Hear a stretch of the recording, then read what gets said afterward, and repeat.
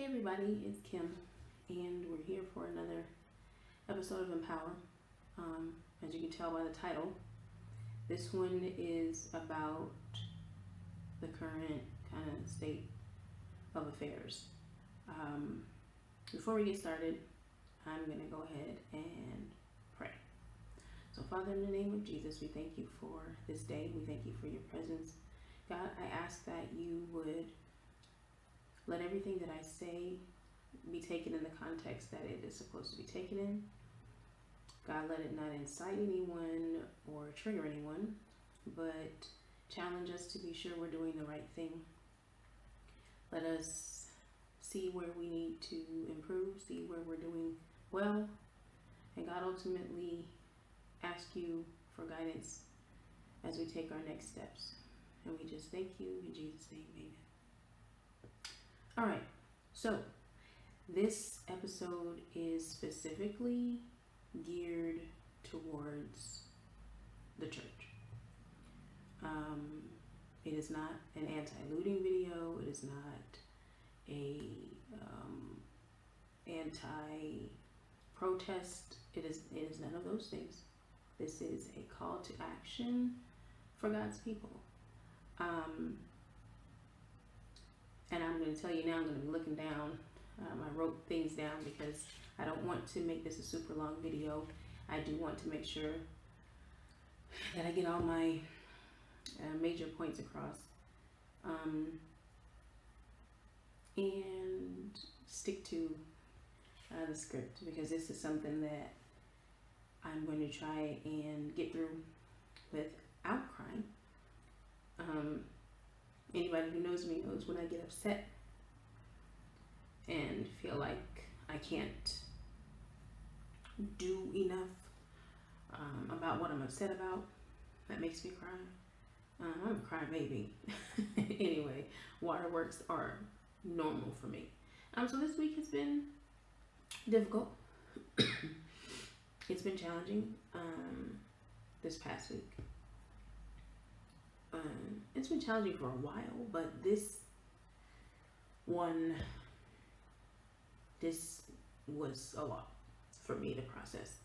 So I can only imagine those of you who are actually in the States dealing with this on a higher platform in a much more intense concentration.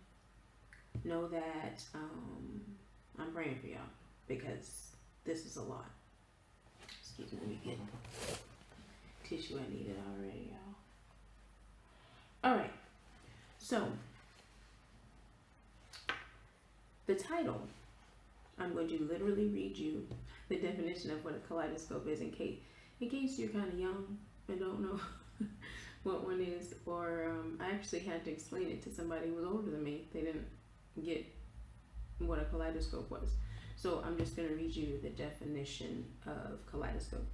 So a kaleidoscope is an optical instrument with two or more reflecting surfaces tilted to each other in an angle so that one or more parts of the object on one end of the mirror are seen as a regular symmetrical pattern when viewed from the other end due to repeated reflections.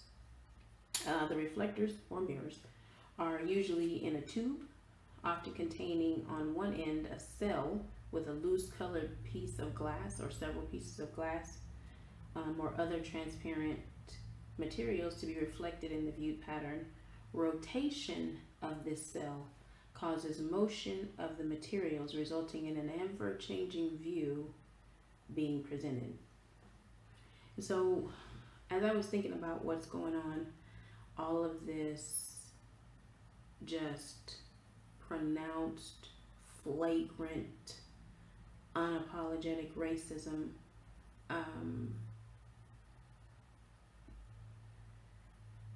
I was like, where am I?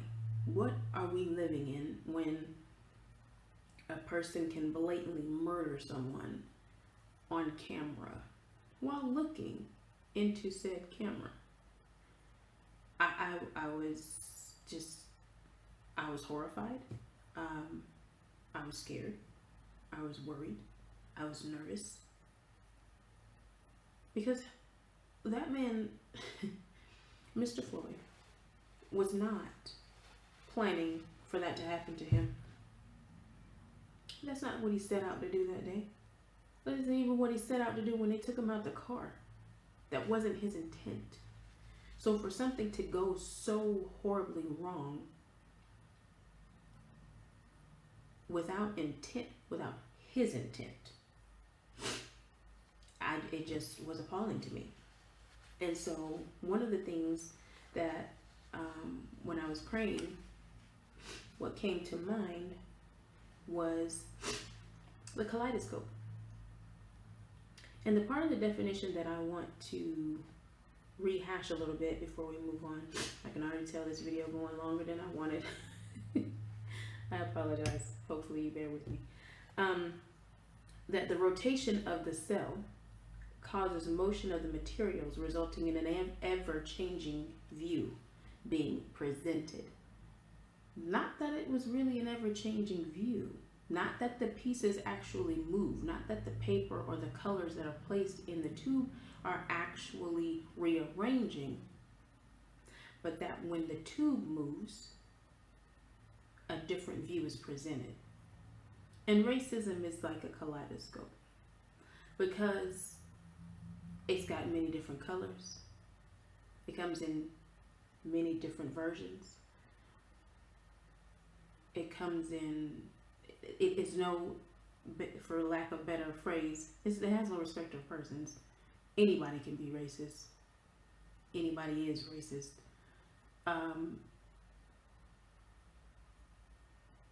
So it's as different things happen, a different side of it, a different view of it is presented. And this view that we got this time was, I don't have words for what it was. So I took it to prayer, because I didn't know what else to do. I wanted to make a video when I first saw it, but I was mad.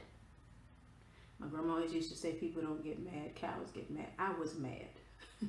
I wasn't angry, I was mad. I was infuriated, I was shocked. I was appalled. So I said, well, now probably ain't the time for you to turn on the camera and start talking about nothing.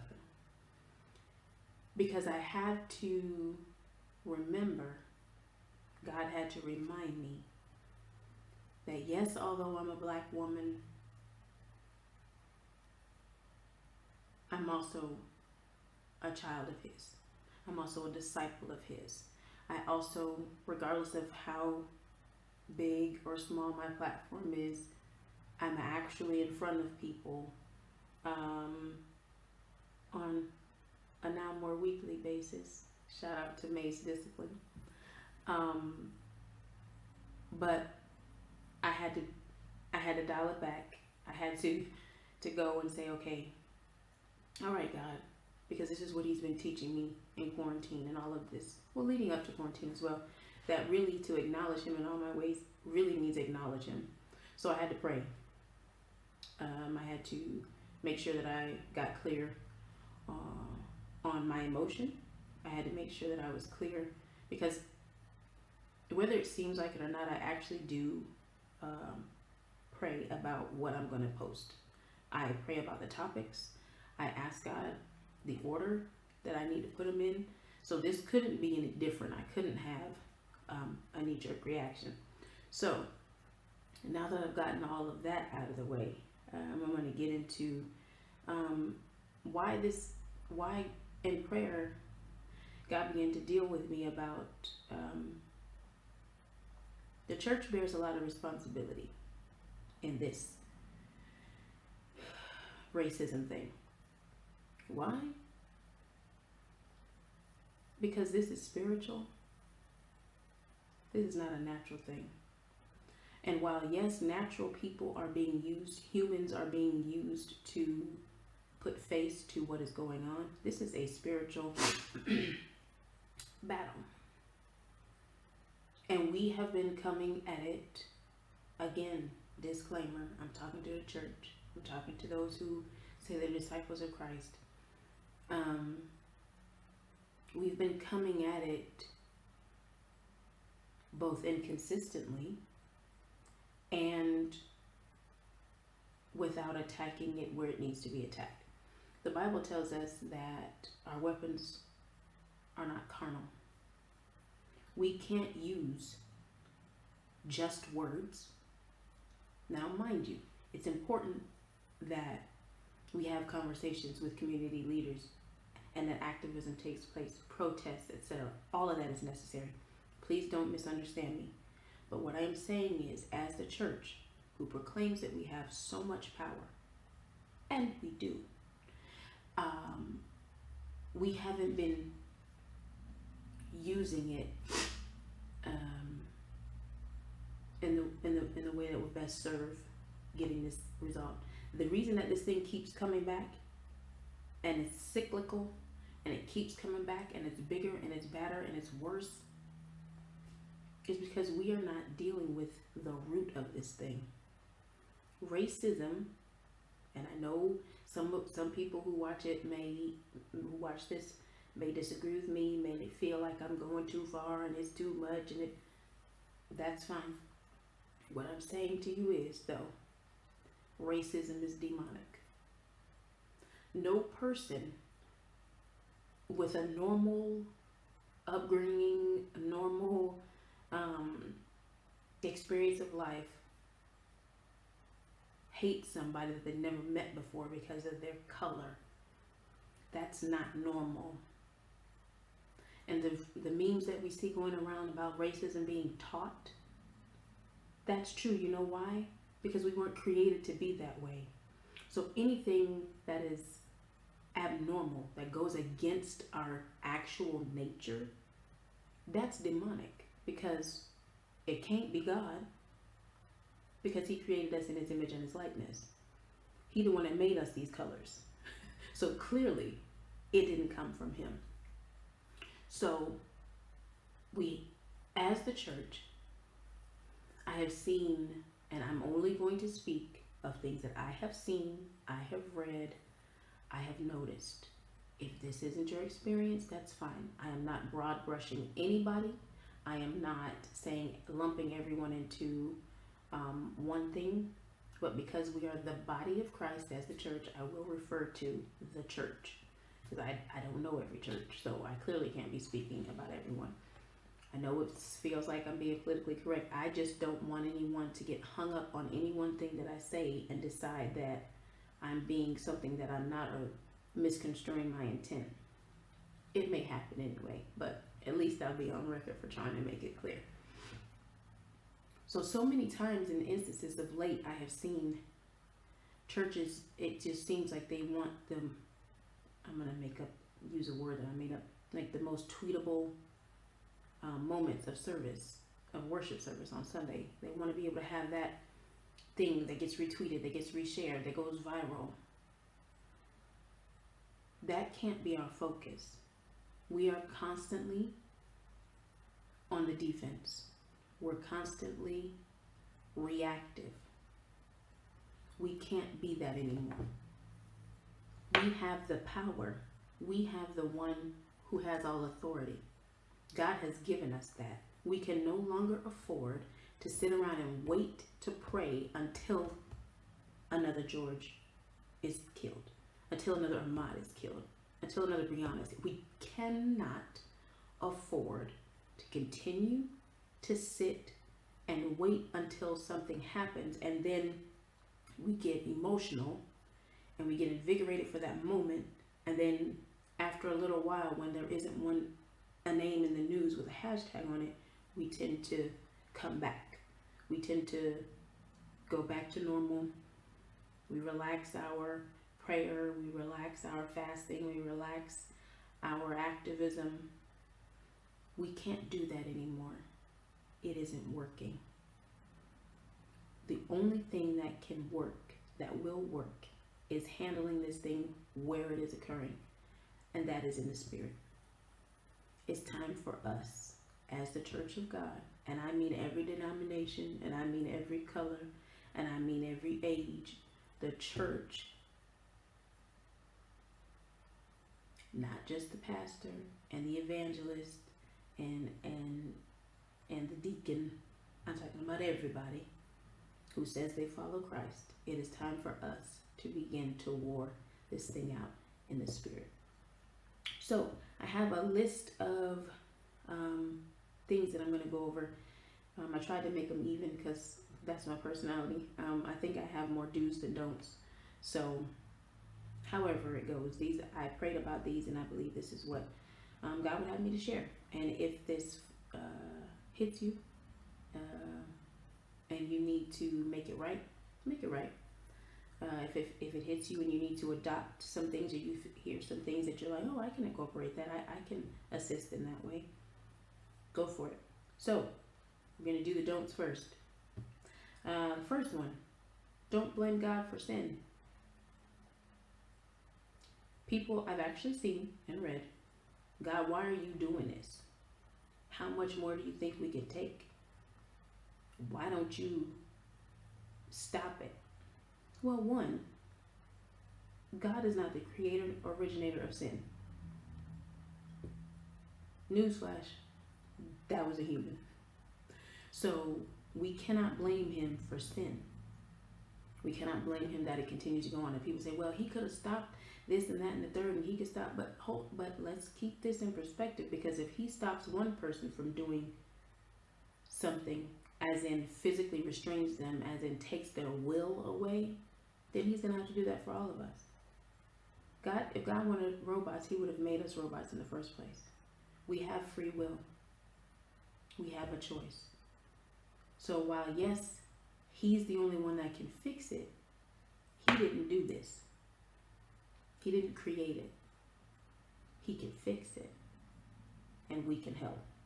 Second thing, don't belittle or criticize or make anyone feel bad that they will choose at this point to come to God. I've actually seen some people say, oh, now you want to run to God. Oh, now you scared. Oh, now you think it's the time to pray. Yeah. We don't go to the doctor if we ain't sick, unless it's time for our checkup or something. But we don't just make it a habit to go to the doctor when we're not sick. So if this situation has made people come to an understanding that, man, I need some help that is outside of any human, because I need more than that. We thank God for that. We do not make them feel bad that, oh yeah, now the times are bad, you come to God. What better time is it to come to him? Whenever we come is a good time to come. So for those who who are feeling this way, need to check that out. Pray about that, because that's not God. The way that this is supposed to be the time where people come. We have the answer. Remember, we have the power. We have God. They're supposed to come at this time. Number 3, third don't be ruled by emotion. Mind you, I did not say don't feel the emotion, don't acknowledge the emotion, don't work through the emotion. I said don't be ruled by the emotion. We can't allow fear to paralyze us. We can't allow apathy, lack of any feeling at all, to cause us to be like, well, I'm sure somebody gonna step up. When somebody do something, then I'll join. I'm waiting for whoever is the next Malcolm X or Martin Luther, or I'm waiting. We can't allow these emotions to have us do things that we'll regret, or worse, sit silently and just criticize. So, third thing for the church, don't be ruled by your emotion. Number 4, don't be ignorant. I don't mean ignorant as in ignorant in the way that we say. I mean, literally, find out what's going on. We can't just be reposting things just to repost them. We can't just say whatever because we got a piece of this news and a piece of this broadcast. Listen, it's a lot going on. So make sure you do your research, because there are things that are presented to us, like in the kaleidoscope, with a certain view so that we can feel a certain way. So I always say, even though I do it because I love it, research. Know what you're talking about. Know what's going on. And that is within your boundary. If it's too much for you to constantly be updated, don't be updated. Don't talk about it all the time if that is detrimental to you. But by all means, don't bury your head in the sand and act like it's not happening. So don't be ignorant. And number 5, don't quit. We have to be consistent. As people have been posting since the top of the year, man, every day is something else. Every month is a different. It gets worse every day. Our enemy never takes a break, ever. So we can't either. We can't take a break spiritually. I'm not talking about you always have to be posting things and doing this and running it. I'm not talking about that. But y'all know what I mean. We're in the words of Bernie Mac, we break. We only supposed to, maybe take 2 days and pray something different or whatever your breaking is. Y'all know what I'm talking about. We just break. And then the next thing you know is a whole year, and then we be like, man, when the last time I prayed about such and such? When the last time I fasted? When the last time I said, That's what I'm talking about. So consistently. We have to be consistent. Now for some do's. First one, do guard your heart. Do guard your heart. Because it would be the enemy's best pleasure to get you off course. And now you're becoming what you were fighting. You can't stand anybody other than black people. You don't talk to them. They all this and they all that and y'all this and no. Guard your heart, because everything you say and do originates there. It's important. So do consistently pray. Do consistently seek God. Do consistently ask Him, God, am I good? Help me, please. If when I think about this, my mind goes 100 miles an hour down the wrong path, I need to pray. I need to pay attention to who I'm listening to, who I'm conversing with, what I'm watching. Guard your heart, because everything you do and say comes from there.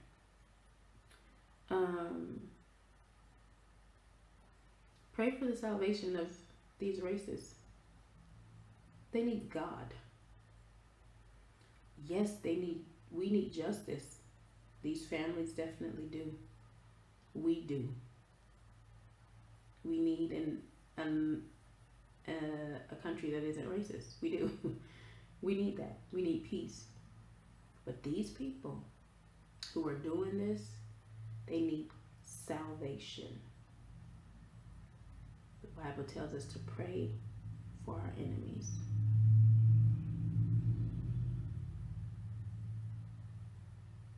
Do have faith in God and hope for the future. There was a preacher that I saw, and he was saying that he knows it's not going to be resolved in his lifetime. I think he's younger than me. I'm not going to say any names or anything like that. But he knows his children are going to deal with this. He knows this is going to still. Okay. We don't know what'll happen. One, if we fight this in the spirit like we're supposed to, because it don't take God long to do nothing. And why discourage your people by saying that when they're trying to remain optimistic, when they're trying to believe God for a change and have hope, because my God, we need it. If we don't have hope, what do we have? So do continue to have faith in God. Do feed your faith. Read His Word out loud. Speak to somebody that will help you to remember to confess what God says, because that's what's true. His Word is already settled, and it will do exactly what He said it's going to do. So confess, agree with God, and say what He says. Do take the time to recharge. Earlier this week, I was talking to my mom, and we were talking about this briefly, and I was just like, "Mom, I can't talk about it." So we moved on. It's not going to stay that way. It didn't stay that way. But if you know that it's too much right now, turn CNN off. Turn whatever news you watch. We can watch CNN over here in Germany. So whatever news you're watching, whatever is you're constantly being updated on, turn your notifications off on your phone. Take a break from it if it's too much. Your mental health and space is important, and the work that you need to do, that we need you to do, we need you to be right for it. So take the time. Do take the time. Do support progressive efforts and encourage people, those who are struggling at the moment. If they need someone to vent to, listen, if you can handle it. Encourage them to continue going. Tell them that you're praying for them, and pray for them. Find some organizations that are that you can get behind, that you vet and research, and discover that they are doing the work that needs to be done. Because everybody can't be an activist. Everybody's not going to be able to protest or whatever. I understand that, but there are things that we can do. So, just as an example of a couple of things you can do, write letters to your elected officials. It might sound like, who cares? We have to change our outlook, and we have to believe that there will be a change. And what can it hurt to write a letter to this elected official, even if you didn't vote to elect them? Second thing I'm going to say is register to vote, and vote, please. Not voting is worse than voting for the wrong person, because people are getting elected because people of color decided they weren't going to vote because they were so disgusted. That cannot be our response. Research the candidates. Sometimes you're going to have to pick between the worst and not so great. But do something. Next thing you can do is, I'm going to list a couple of organizations that you can support with your dollars. It can help. A lot of nonprofits exist, and they're grassroots organizations, but they're trying to get out in front of this thing and get some change to happen. More than a couple. I have the names of some. I'll link their information down below. But one is Black Lives Matter. One is the NAACP Legal Defense and Education Fund. They're trying to pass laws, get laws on the books that make it illegal to ever put your knee on someone's neck to restrain them, among other things. The Equal Justice Initiative, We the Protesters, the ACLU, the Bail Project, and Color of Change. Those are just a few. So do some researching, find out what's going on, see if they need volunteers, see how to maybe start a chapter in your community. Speak with your circle of influence. There are people that you know who feel like you, who prayerfully you have friends or associates, business people, like-minded people, and get together and brainstorm, come up with something. And I'm not saying, even when I say donate, it doesn't even necessarily have to be just your money. Put together a fundraiser. I know it's going to be harder to do right now that COVID is everywhere, but there are things that you can do to create some money so that you can help one of these smaller organizations out. This is by no means an exhaustive conversation. I'm trying to keep it short. I went longer than I wanted to, but I believe it was necessary. So wherever we've fallen short, wherever you who are watching this has fallen short, if it's one of these categories that I outlined, and if it's not, if God is prompting you and dealing with you about another area where you need to step up or you need to fix some things, do it. Because we need you. This is going to take the whole church getting involved. This is going to be, yes, God moves for remnants. Please don't misunderstand me. But this is our world. This is where we live right now. This is what is affecting us. The entire world is affected. They're having protests over here. People are bothered. And so for those of us who know the power of God and understand what spiritual warfare is and know that we are already victorious because of God, because we have Him, because He has all power, let's not just sit and do idle chit chat. Yes, do talk. Yes, have conversations. Yes, participate and get involved in the community. But do some knee work too. Bind these spirits so that it can be like it is in heaven. We bind on earth, it is bound in heaven. We loose on earth, so we loose God's spirit. We loose His anointing. We loose His authority, His freedom, His love. Do be kind. Do show kindness. It's needed. Everybody isn't bad. You're not bad. The majority of people aren't. The majority of people are decent. The majority of people are kind. The enemy is the problem.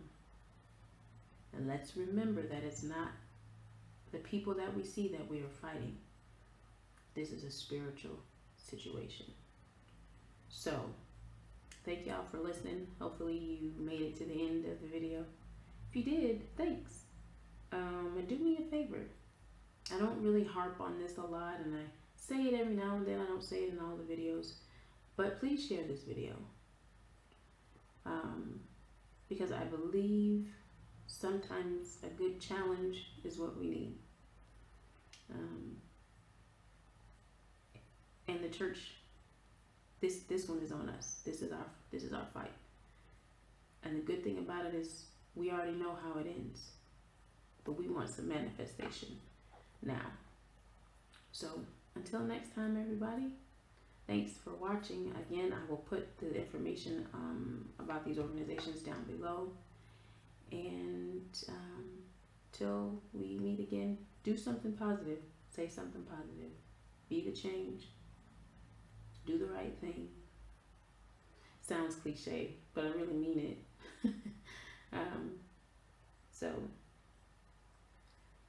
Last thing. If you did not watch the Verses yesterday with Kirk Franklin and Fred Hammond, listen, Fred Hammond is my all-time favorite. So much so that my child's favorite music group, she told me, is the one with the man that sings "It Was the King of Glory." She's 6. So if you did not watch that verses last night on Instagram, listen, it encouraged me so. I am so inspired. Thank I thank God for them doing it. It was amazing. So if you haven't seen it, please, please, please. They actually saved it on Versus because they don't usually save the battles, but go and watch it, please. Yes, it's a long time, but even just let it play. You don't have to sit and watch it, although it's entertaining. Please, because it's an uplifting, it's an encouragement, it's what we need. We got to have a bright light somewhere. Know that what you're doing and what you will begin doing and continue to do will make a difference and a change. So I'm gonna end it here before this turns into a whole nother thing. Thank y'all for watching, and I will see you next time. Bye.